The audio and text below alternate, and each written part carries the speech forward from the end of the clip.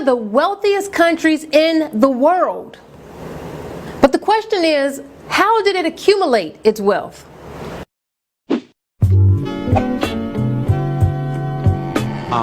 This is a nation founded on genocide and built on the backs of slaves. All right.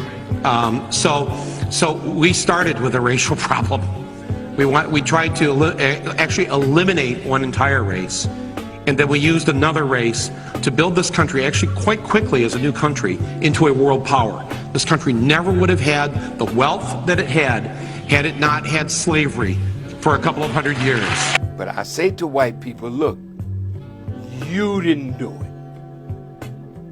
They say, yeah, that's right. We didn't have nothing to do with slavery. Yeah, but because of slavery, when you immigrants came here, America was already built with the blood, the sweat of my ancestors. So you got what you got because your fathers gave us what they gave us.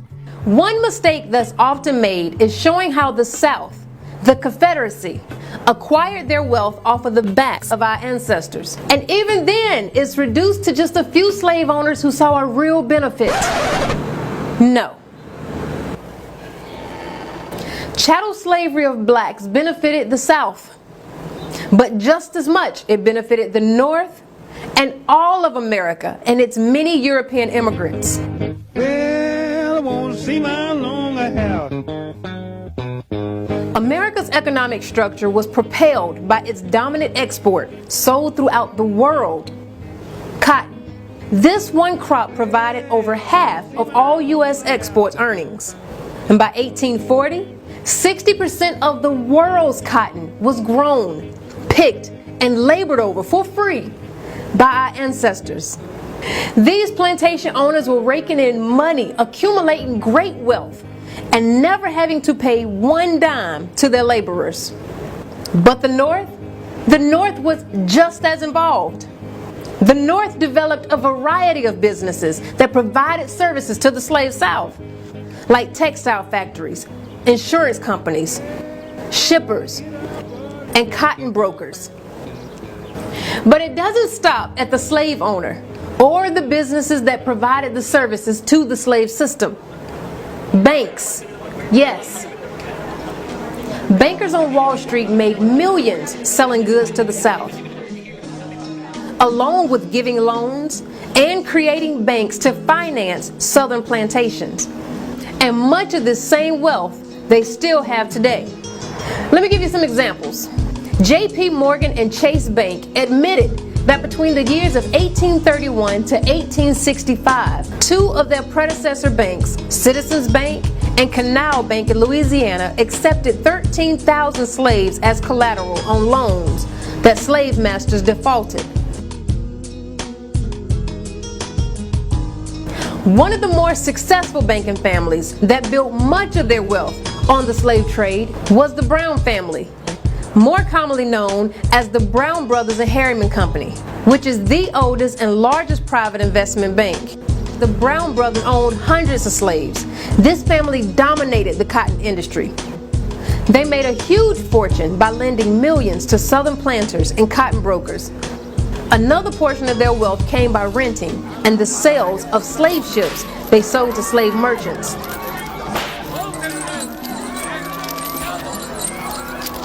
They served as one of the most important sources of capital in foreign exchange in the U.S. economy. Wachovia Bank, recently acquired by Wells Fargo, also profited heavily off of this cruel system. Mayer Rothschild, a German banker and the founder of the Rothschilds banking dynasty, which is believed to have become the wealthiest family in human history, made enormous gains by using our ancestors as collateral. The insurance industry also saw great benefits from slavery. Companies like AIG, Aetna, New York Life were the forerunners in this industry. But see, it's also very important to note that these same plantation owners and business owners would donate large sums of this wealth in order to train their children and the next generation on containing the wealth. For example, Harvard.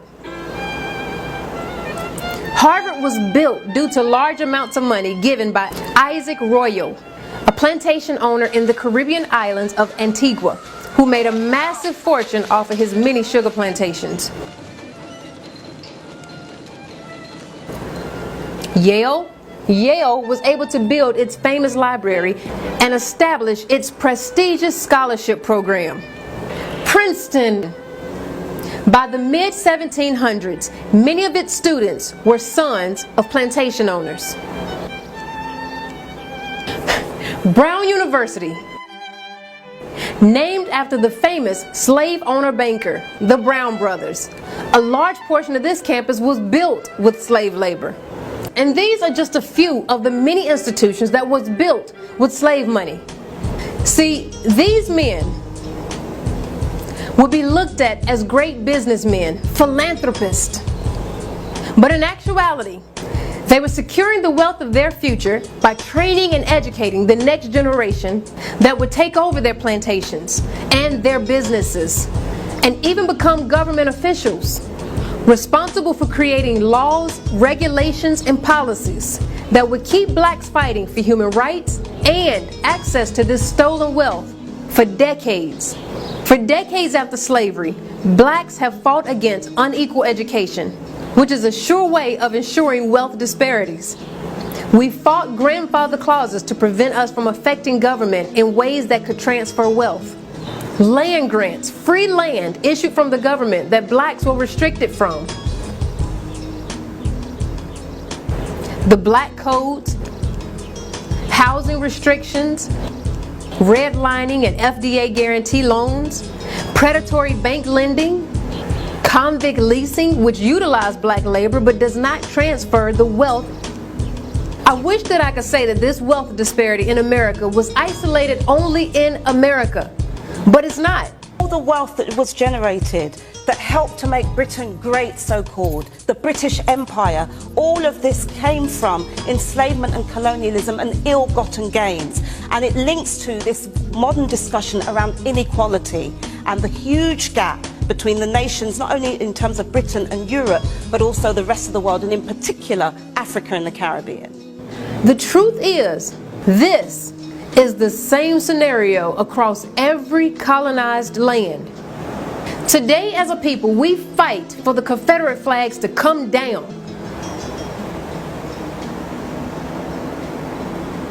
We even fight for people to stop using the word nigger. Right. Or other forms of bigotry to not be used. But we've been duped into believing that it's absolutely foolish to continue to fight for reparations. Many of us don't recognize the direct ties between the past and the wealth that was carried into today. Our ancestors were forced to invest in this economy without ever receiving a return.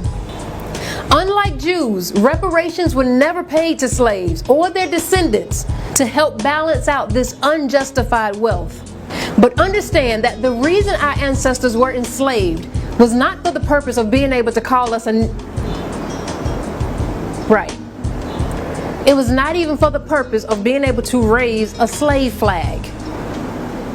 No, all of the killing, the torturing, dehumanizing, inhumane treatment all boiled down to one reason: wealth. It was all business. Understand that. I know that our brother Martin did. I still have a dream. Not that one.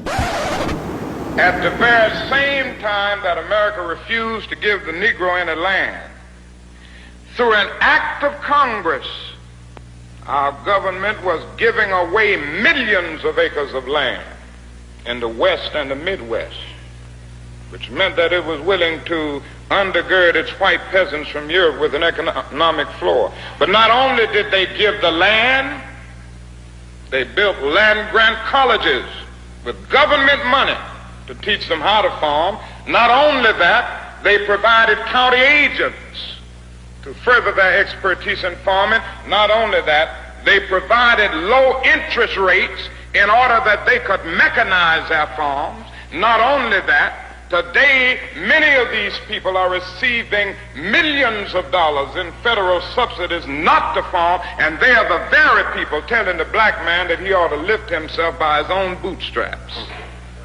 And this is what we are faced with, and this is a reality. Now, when we come to Washington in this campaign, we are coming to get our check.